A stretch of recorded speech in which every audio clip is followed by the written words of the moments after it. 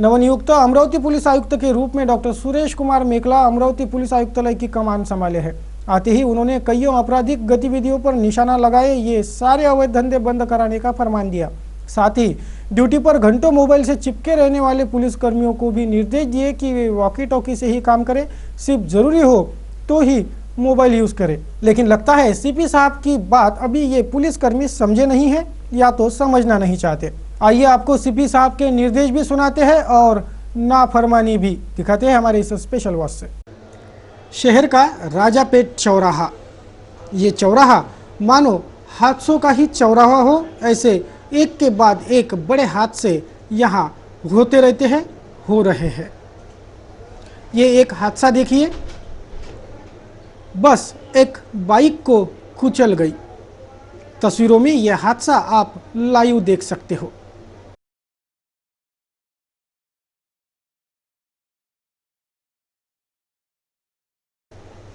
ये दूसरा हादसा देखिए कैसे एक बाइक सवार ने यहां से गुजर रहे राहगीर को कितनी जोरदार धड़क दे मारी थी।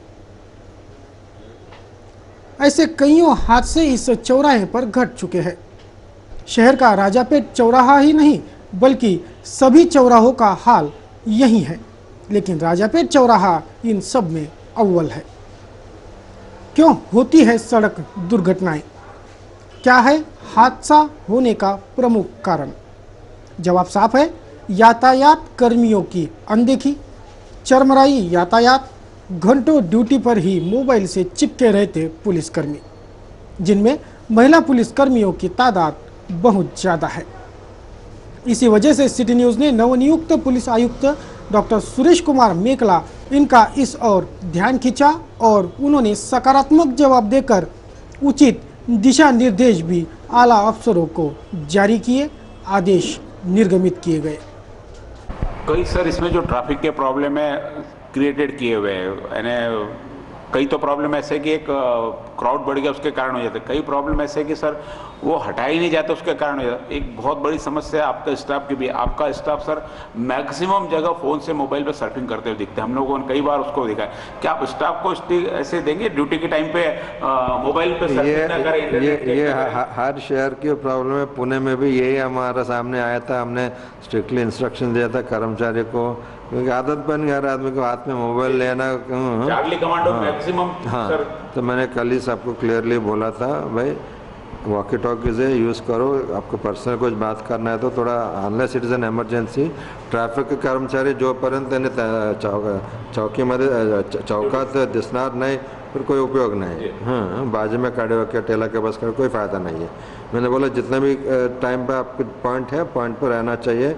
4 PSA से उसको इंस्ट्रक्शंस दिया, मैं कंटिन्यूस चेक करते रहना। मैंने सारे सीनियर ऑफिसर्स को भी बोला, क्योंकि कहीं ना कहीं जाते रहते, घूमते रहते हैं, तो रास्ते में दिखेंगे, चेक करना चाहिए। यानी साथ साथ हमेशा टोकने के वजह उनको उनको बताने भी तो चाहिए उनका इम्पोर्टेंस क्या है।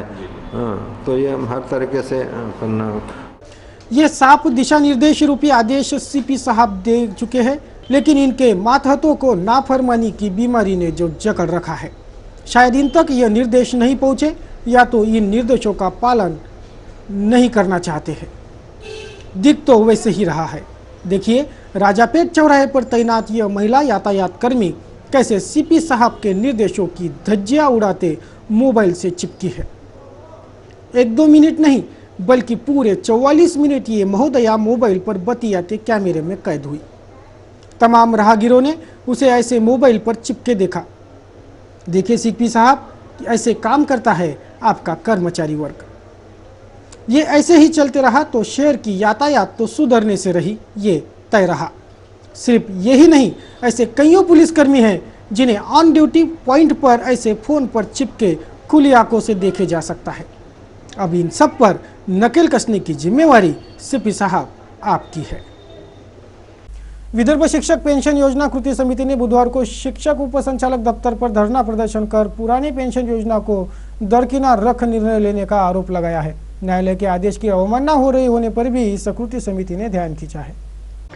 1 नवंबर 2005 के पूर्व के अंशतः अनुदानित और बिना अनुदानित प्राथमिक, माध्यमिक और उच्च माध्यमिक स्कूलों के शिक्षक, शिक्षकेतर कर्मचारियों को पुरानी पेंशन योजना ही लागू रखने की मांग करते विदर्भ शिक्षक पुरानी पेंशन योजना कृति समिति ने शिक्षा उपसंचालक के दफ्तर पर धरना दिया।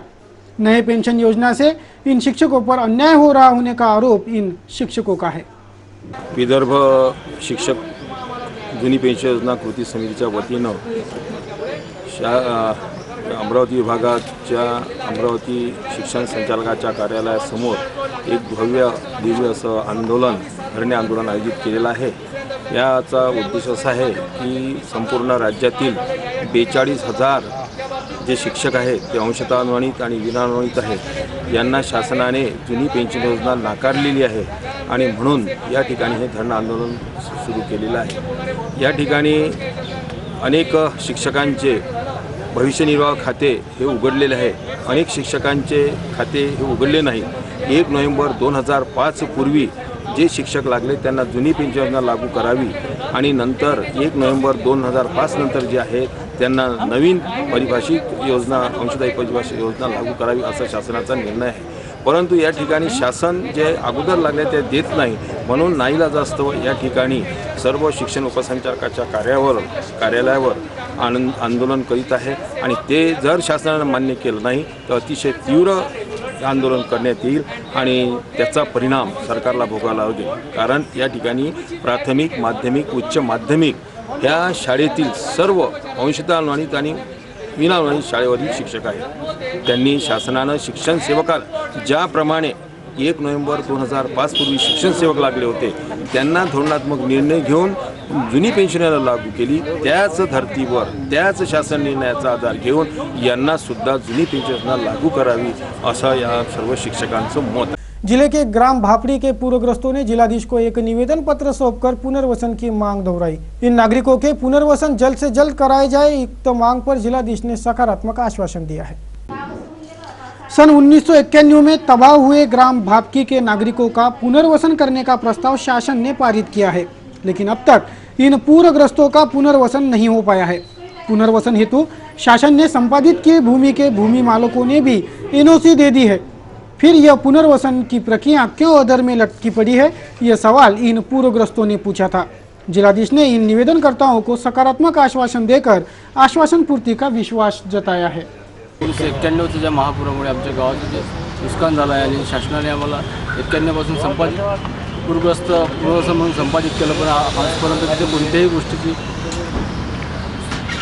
सुविधा झालेली नाही आहे आणि पळसवाड्यातील तर काहीच अजून भूखंड वाटप झालेलं नाही। बापती या गावातील तर 50% नागरिक सुविधेचे कामं झाले आणि आम्हाला ज्या पद्धतीने शासनाने कबूल केलेलं होतं ते पूरग्रस्त पुनर्वसन म्हणून तुमचं पुनर्वसन करतो आणि या घराचा मोबदला म्हणून पैसे देतो, ते आजपर्यंत अजून पैसेसुद्धा दिलेले नाही। येथील पंचशील महिला बचत गटाची संघटना आहे, ते माझे 3ही गट बचत गट इथे घेऊन आलेले आहे। बचत गट तसेच गाव विकास समिती गावातील सर्व नागरिक आम्ही कलेक्टर साहेबांकडे आज निवेदन दिलेलं आहे की आम्हाला या जे आमचं गावठाण आहे 91 पासून आमचं पेडीत मंजूर झालेलं होतं, तर पुऱ्या ज्या शासनाच्या योजना आहेत त्या पूर्ण झालेल्या नाही आहे आणि पाण्याची टाकी, लाईन जे हे कामं रखडलेले आहे ते आमचे पूर्ण लवकरात लवकर पूर्ण करण्यात यावं अशी आम्ही कलेक्टर साहेबांना विनंती केलेली आहे। तसेच मी आणि एका कुटुंबाचे 4 कुटुंब झालेले आहेत, त्यांना घर नाही आहे, तर ते लवकरात लवकर मंजूर करून देणे हे कलेक्टर साहेबांना आम्ही विनंती केलेली आहे आणि आमचे पैसे जे घराचे पैसे आहे ते लवकरात लवकर मिळून आम्ही तिथं गेलो पाहिजे अशी आमच्या सर्व गावाची। जैन संत आचार्य श्री रत्नसुंदर सुरेश्वर जी महाराज इनके प्रेरक प्रवचनों का आयोजन बुधवार को बडनेरा के शिव मंदिर प्रांगण में संपन्न हुआ। असंख्य भाविकों ने इस प्रवचन श्रवण का लाभ लिया। बुधवार को बडनेरा के शिव मंदिर में आचार्य श्री रत्नसुंदर सुरेश्वर जी महाराज इनका प्रवचन हुआ। बडनेरा के जैन संघ द्वारा इस प्रवचन का आयोजन किया गया था।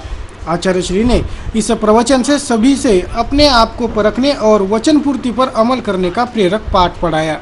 बडनेरा से पहले आचार्य श्री ने ओसवाल भवन में परिवर्तन प्रवचन माला की। उनके प्रवचनों और किताबों से प्रभावित एडवोकेट अशोक जैन इन्होंने इस प्रवचनों पर अपने विचार व्यक्त किए। माँ शब्द का महत्व, जिसमें अर्थ भी है अनर्थ भी है।